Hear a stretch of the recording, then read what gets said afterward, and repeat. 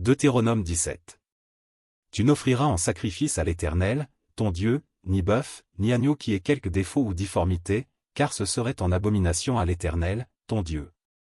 Il se trouvera peut-être au milieu de toi dans l'une des villes que l'Éternel, ton Dieu, te donne, un homme ou une femme faisant ce qui est mal aux yeux de l'Éternel, ton Dieu, et transgressant son alliance. Allant après d'autres dieux pour les servir et se prosterner devant eux, après le soleil, la lune, ou toute l'armée des cieux. Ce n'est point là ce que j'ai commandé. Dès que tu en auras connaissance, dès que tu l'auras appris, tu feras avec soin des recherches. La chose est-elle vraie, le fait est-il établi, cette abomination a-t-elle été commise en Israël? Alors tu feras venir à tes portes l'homme ou la femme qui sera coupable de cette mauvaise action, et tu lapideras ou puniras de mort cet homme ou cette femme. Celui qui mérite la mort sera exécuté sur la déposition de 2 ou de 3 témoins, il ne sera pas mis à mort sur la déposition d'un seul témoin. La main des témoins se lèvera la première sur lui pour le faire mourir, et la main de tout le peuple ensuite. Tu ôteras ainsi le mal du milieu de toi.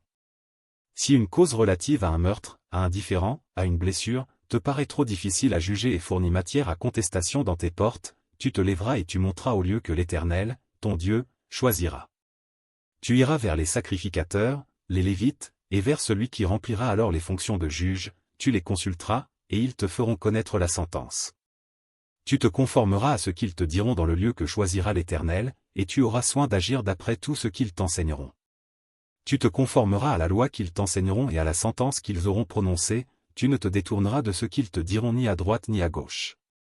L'homme qui, par orgueil, n'écoutera pas le sacrificateur placé là pour servir l'Éternel, ton Dieu, ou qui n'écoutera pas le juge, cet homme sera puni de mort.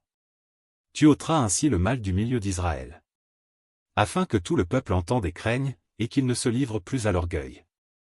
Lorsque tu seras rentré dans le pays que l'Éternel, ton Dieu, te donne, lorsque tu le posséderas, que tu y auras établi ta demeure, et que tu diras, je veux mettre un roi sur moi, comme toutes les nations qui m'entourent. Tu mettras sur toi un roi que choisira l'Éternel, ton Dieu, tu prendras un roi du milieu de tes frères, tu ne pourras pas te donner un étranger, qui ne soit pas ton frère. Mais qu'il n'ait pas un grand nombre de chevaux, et qu'il ne ramène pas le peuple en Égypte pour avoir beaucoup de chevaux, car l'Éternel vous a dit, vous ne retournerez plus par ce chemin-là. Qu'il n'ait pas un grand nombre de femmes, afin que son cœur ne se détourne point, et qu'il ne fasse pas de grands amas d'argent et d'or. Quand il s'assiera sur le trône de son royaume, il écrira pour lui, dans un livre, une copie de cette loi, qu'il prendra auprès des sacrificateurs, les Lévites. Il devra l'avoir avec lui et y lire tous les jours de sa vie, afin qu'il apprenne à craindre l'Éternel, son Dieu, à observer et à mettre en pratique toutes les paroles de cette loi et toutes ses ordonnances. Afin que son cœur ne s'élève point au-dessus de ses frères, et qu'il ne se détourne de ses commandements ni à droite ni à gauche, afin qu'il prolonge ses jours dans son royaume, lui et ses enfants, au milieu d'Israël.